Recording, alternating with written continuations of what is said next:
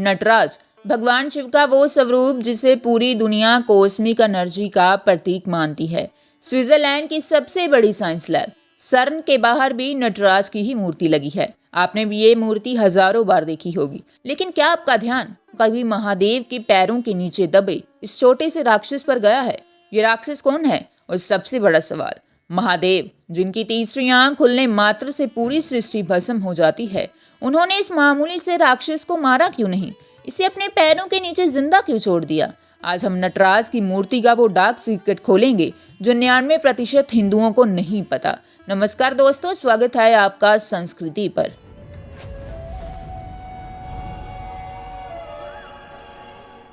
इस कहानी की शुरुआत होती है दारुकावन के जंगलों में, जहां कुछ बेहद ज्ञानी ऋषि रहते थे। लेकिन अपने बेइंतहा ज्ञान और कठोर तपस्या के कारण उनके अंदर अहंकार पैदा हो गया था। उन्हें लगने लगा था कि वो अपने मंत्रों और कर्मकांड से भगवान को भी कंट्रोल कर सकते हैं। उनका यही अहंकार तोड़ने के लिए महादेव ने एक बेहद खूबसूरत और आकर्षक भिक्षु का रूप लिया और उनके गांव पहुंच गए।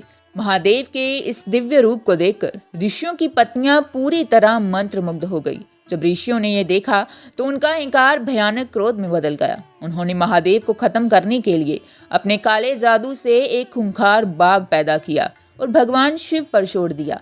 महादेव ने बस मुस्कुराते हुए उस बाघ को मारा और उसकी खाल पहन ली। ऋषियों ने फिर जहरीले सांप भेजे। महादेव ने उन्हें अपने गले का हार बना लिया। अब ऋषियों का गुस्सा 7वें आसमान पर था। तब उन्होंने अपने यज्ञ कुंड की आग से पैदा किया एक बेहद भयानक और मायावी राक्षस, जिसका नाम था अपसमार। अपसमार कोई आम राक्षस नहीं था, वो प्रतीक था इंसान की अज्ञानता और उसके अहंकार का। जैसे ही वो बौना राक्षस महादेव पर झपटा, महादेव ने अपना सबसे रौद्र, सबसे शक्तिशाली और सबसे खूबसूरत रूप धारण किया, नटराज। महादेव ने अपना ब्रह्मांडीय नृत्य यानी आनंद तांडव शुरू किया। शिव के तांडव से पूरा ब्रह्मांड कांप उठा और एक ही झटके में उन्होंने अपसमार को जमीन पर पटक कर अपनी दाहिनी टांग उसके ऊपर रख दी।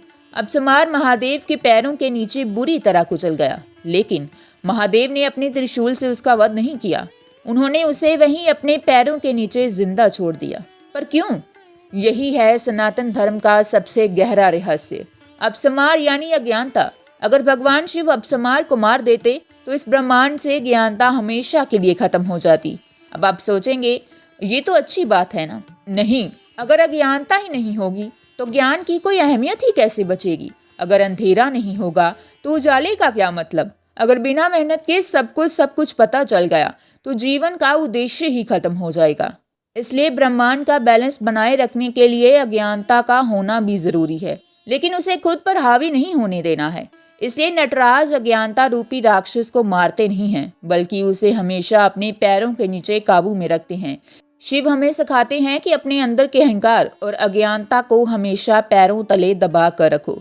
अगली बार जब आप नटराज की मूर्ति देखें तो महादेव के इस गहरे संदेश को जरूर याद रखिएगा। अगर आपको सनातन धर्म का ये गहरा विज्ञान पसंद आया तो कमेंट्स में हर हर महादेव जरूर लिखें। और हाँ, ऐसे ही अनसुने रहस्यों के लिए चैनल को अभी सब्सक्राइब करें। मिलते हैं अगली वीडियो में। हर हर महादेव।